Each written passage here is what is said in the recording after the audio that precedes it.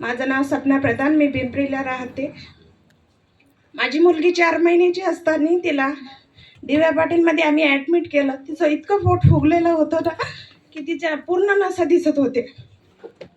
त्याच्यानंतर तिथं blood check केला त्यांनी, पण 4 पॉईंटच ब्लड होतं. ते रिपोर्ट आल्यानंतर ते म्हणले की तिला ब्लड कॅन्सल झाला. त्याच्यानंतर आम्ही खूप घाबरलो आम्ही तिथं.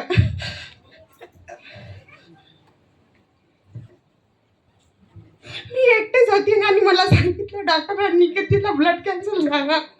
मी एकटेच होती, कुणीच नव्हतं तिथं.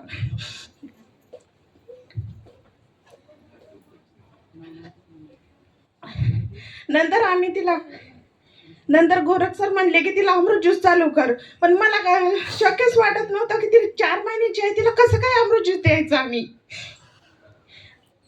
नंतर आम्ही तिला अमृत ज्यूस चालू केलं, दवाखान्यात चालू केलं.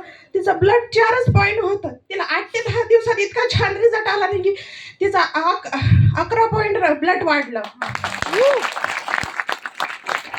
आणि तिने बाहेरच्या टेस्ट पण सांगितल्या होत्या. ते आम्ही 15 ते 20 हजार रुपये त्या देऊन दिल्या. ते पैसे दिले आम्ही, त्या पण टेस्ट केल्या, पण त्या पूर्ण